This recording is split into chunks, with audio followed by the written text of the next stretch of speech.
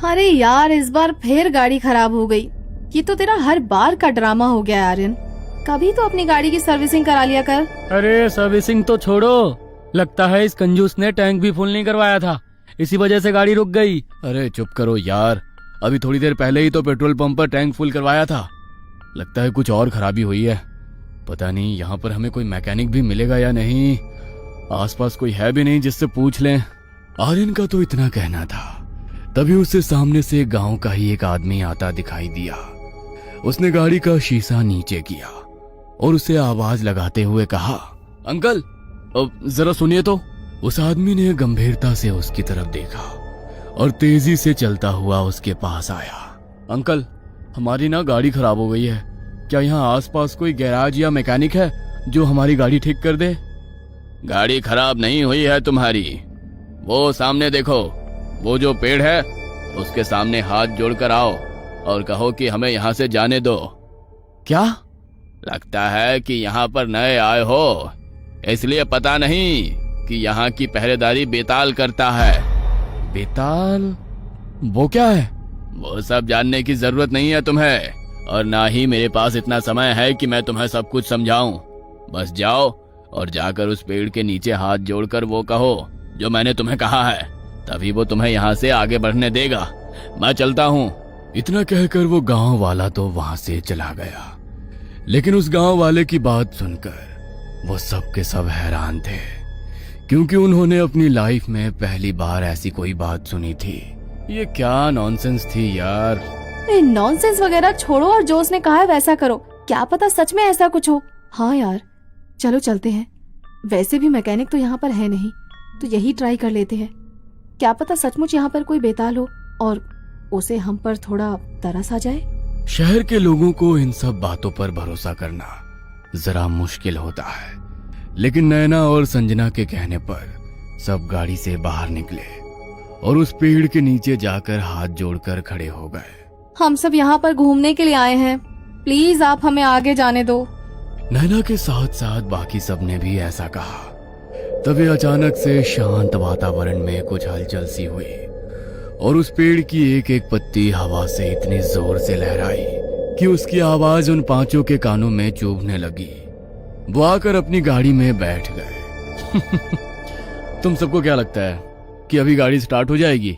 पता नहीं, जब भी किसी गांव में आओ तो क्या क्या फालतू की चीजें करनी पड़ती हैं। मैं ऑनलाइन कोई मैकेनिक सर्च करता हूँ। अरे पहले गाड़ी स्टार्ट तो करके देखो। अच्छा, जैसे तो गाड़ी स्टार्ट हो ही जाएगी। बेताल का मजाक उड़ाते हुए आर्यन गाड़ी स्टार्ट करने लगा और गाड़ी स्टार्ट हो गई। ये देखकर वो पांचों के पांचों हैरान रह गए। अरे ये तो सचमुच स्टार्ट हो गई। गांव की मान्यताएं और परंपरा कुछ भी बेफुजूल नहीं होता। खैर, ये सब तुम लोगों की समझ में नहीं आएगा। हाँ, क्योंकि ये सब तुझ जैसे गंवार की समझ में ही आ सकता है। आर्यन ने गाड़ी आगे बढ़ाई और थोड़ी देर में ही वो अपने होटल में पहुंच गए। होटल के एंट्रेंस में ही एक बहुत बड़ा मंदिर था, लेकिन मंदिर के अंदर मूर्ति किस देवता की थी किसी को समझ में नहीं आ रहा था, क्योंकि आज से पहले किसी ने उस देवता की मूर्ति को नहीं देखा था। बड़ा ही अजीब मंदिर है, ना तो मंदिर के अंदर पूजा पाठ जैसी कोई चीज रखी है और ना ही कोई रोशनी है। बड़ा ही अजीब सा मंदिर है। आप इस मंदिर पर ज्यादा ध्यान मत दो, इससे जितना दूर रहो उतना आप लोगों के लिए अच्छा होगा। अरे क्यों खाली फोकट लड़कियों को डरा रहे हो? अरे कुछ नहीं है, चलो अपने अपने रूम में चलते हैं। बाकी सब तो उस मंदिर और गार्ड की बातों को इग्नोर करके अपने अपने रूम में चले गए, लेकिन सिक्योरिटी गार्ड की बातें सुनकर नितिन का मन बेचैन सा हो गया। नैना और संजना ने अपना अलग रूम लिया था और तीनों लड़के एक रूम में एक साथ रुके थे। पूरे दिन का ट्रैवल करके उन्हें होटल तक पहुंचते पहुंचते रात हो गई थी, इसलिए सब बहुत थक चुके थे, तो खाना खाते ही सो गए। लेकिन नितिन को नींद नहीं आ रही थी, वो अपने मन में कुछ बड़बड़ा रहा था। आखिर क्या था जिसे मैंने वहां पर देखा? मैं अच्छी तरह जानता हूँ कि वो मेरा भ्रम नहीं था। गांव की मान्यताएं और परंपरा कुछ भी बेफुजूल नहीं होता। खैर, ये सब तुम लोगों की समझ में नहीं आएगा। हाँ, क्योंकि ये सब तुझ जैसे गंवार की समझ में ही आ सकता है।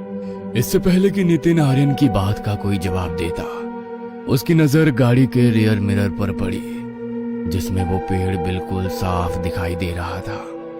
जिसके सामने अभी वो लोग हाथ जोड़कर आए थे। लेकिन जब नितिन ने ध्यान से देखा तो एक 6-7 फीट का बड़ा भयानक दिखने वाला प्राणी जैसे कोई राक्षस उस पेड़ से उल्टा लटका हुआ था और उन लोगों को वहां से जाते हुए देख रहा था। ये देखकर नितिन का कलेजा उसके मुंह को निकल कर आ गया, लेकिन बाकी सब उसकी बात पर यकीन नहीं करेंगे।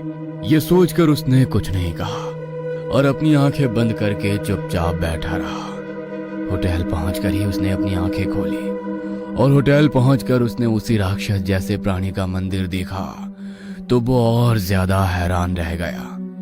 इसलिए उसके मन में ये जानने की उत्सुकता हो रही थी कि आखिर वो क्या था और क्यों हर कोई उससे इतना डर रहा था। कुछ तो अजीब था वो, लेकिन क्या था समझ में नहीं आ रहा। क्या बोला था उस गांव वाले आदमी ने? लगता है कि यहाँ पर नए आए हो, इसलिए पता नहीं कि यहाँ की पहरेदारी बेताल करता है।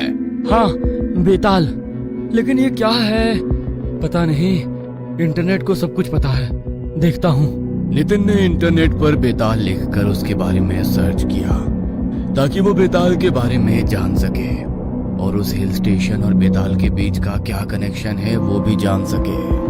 ओह माय गॉड, हमारी किस्मत अच्छी है जो बचकर आ गए, वरना ये तो बहुत खतरनाक है। इंसानों को मारकर ये उनकी आत्माओं पर कब्जा कर लेता है। लेकिन अगर ऐसा है तो यहाँ पर इसका मंदिर क्यों बनाया गया है? बड़ी अजीब बात है। इसके पीछे कुछ ना कुछ कहानी तो जरूर है, पता करना पड़ेगा।